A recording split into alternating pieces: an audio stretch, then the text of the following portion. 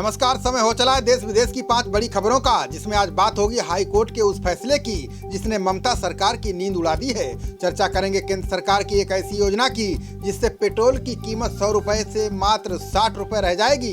बताएंगे कि पाकिस्तानियों पर किस कदर चढ़ा योग का बुखार, और नजर डालेंगे यूपी दिल्ली में कोरोना की तीसरी लहर से निपटने की तैयारियों की।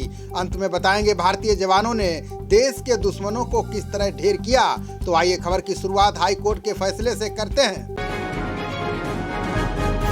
विधानसभा चुनावों के बाद से ही पश्चिम बंगाल में छुटपुट बवाल का सिलसिला जारी है। इस बीच कलकत्ता हाई कोर्ट के एक फैसले ने ममता सरकार की नींद उड़ा दी है। दरअसल हाई कोर्ट ने राज्य में चुनाव बाद हुए बवाल की घटनाओं पर एक फैसला सुनाया है, जिसमें कहा गया है कि राष्ट्रीय मानवाधिकार आयोग की एक समिति गठित कर बवाल की घटनाओं की जाँच की जाए। बता दें कि कलकत्ता उच्च न्यायालय के फैसले से असहज नजर आ रही ममता सरकार ने एक याचिका दायर की है, जिसमें हाई कोर्ट से जांच के आदेश को वापस लेने का अनुरोध किया गया है।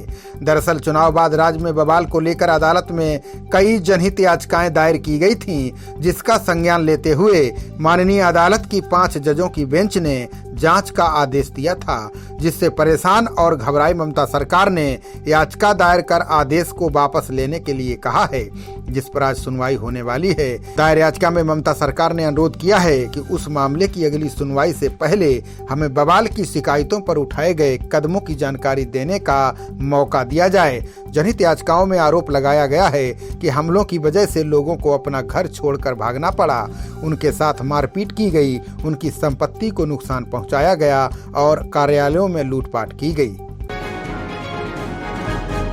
पेट्रोल की कीमतों पर भारत सरकार बड़ा फैसला लेने जा रही है। आगामी 8 से 10 दिनों में ऐसा फैसला आने वाला है कि आपको 100 रुपए नहीं 60 रुपए प्रति लीटर तेल मिलने लगेगा। नितिन गडकरी का कहना है कि वैकल्पिक ईंधन की कीमत 60 से 62 रुपए प्रति लीटर होगी। जी हां, केंद्र सरकार फ्लेक्स फ्यूल ईंधन पर बड़ा फैसला लेने जा रही है। फ्लेक्स फ्यूल का मतलब हुआ फ्लेक्सिबल फ्यूल, यानी ऐसा ईंधन जो पेट्रोल की जगह ले, और वो है एथेनॉल। एक कार्यक्रम के दौरान केंद्रीय मंत्री नितिन गडकरी ने कहा कि मैं ऑटोमोबाइल इंडस्ट्री को एक आदेश जारी करने जा रहा हूं। उन्होंने कहा कि अब सिर्फ पेट्रोल इंजन नहीं होंगे, फ्लेक्स फ्यूल इंजन भी होंगे। उन्होंने कहा मैं अगले 8 से 10 दिन में फैसला लेने जा रहा हूं।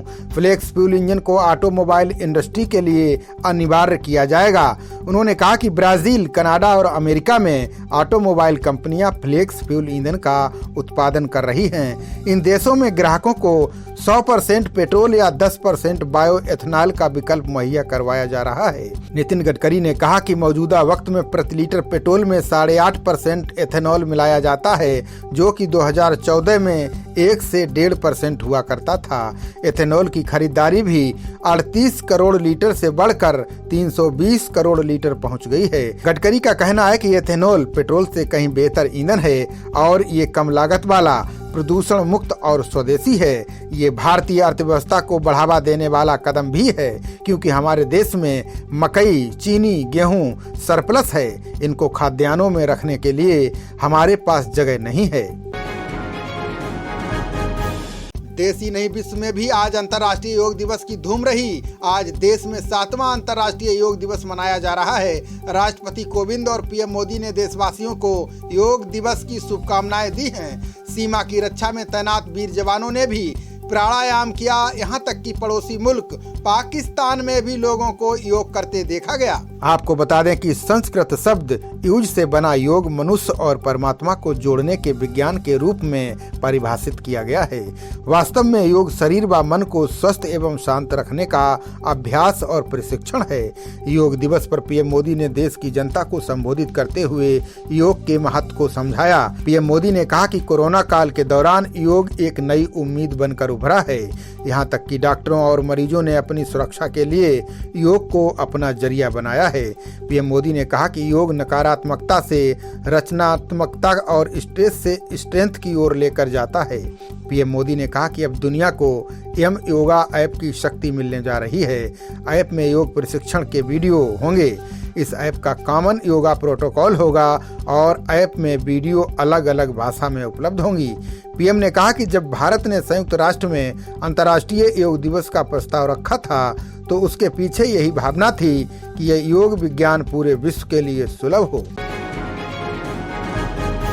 यूपी में कोरोना महामारी की दूसरी लहर दिन ब दिन कमजोर पड़ती जा रही है, लेकिन इसके बावजूद योगी सरकार किसी भी तरह की ढिलाई बरतने के मूड में नहीं है। कोरोना की तीसरी लहर को रोकने के लिए IIT कानपुर को जिम्मेदारी सौंपी गई है। कोरोना के बदलते स्वरूप और तीसरी लहर की आशंका को लेकर तैयारियां तेज हो गई हैं, जिसके तहत यूपी और दिल्ली सरकार IIT कानपुर की मदद ले रही है। तीसरी लहर रोकने के लिए IIT कानपुर के विशेषज्ञ ऐसी प्लानिंग कर रहे हैं जिससे न सिर्फ कोरोना की चाल पकड़ में आएगी, बल्कि उसके खात्मे के लिए तुरंत एक्शन प्लान बनाया जा सकेगा। विशेषज्ञों के आकलन के आधार पर सही समय पर लॉकडाउन लगाया जा सकेगा। इसके अलावा सरकारें साप्ताहिक बंदी और नाइट कर्फ्यू जैसे निर्णय ले सकती है। जल्द ही IIT कानपुर का दोनों प्रदेशों के साथ करार होने वाला है। करार की तैयारियां अंतिम दौर में पहुंच गई हैं। आपको बता दें कि IIT कानपुर के प्रोफेसर मणिंद्र अग्रवाल और उनकी टीम ने गणितीय मॉडल के सहयोग से देश में कोरोना मामलों के बढ़ने घटने का सटीक आकलन किया था। इसको देखते हुए योगी सरकार पहले ही जिलों में ऑक्सीजन ऑडिट करने की जिम्मेदारी IIT को दे चुकी है। IIT की रिपोर्ट में आकलन के आधार पर सही समय पर लॉकडाउन लगाया जा सकेगा। सरकार साप्ताहिक बंदी और नाइट कर्फ्यू का निर्णय ले सकेगी।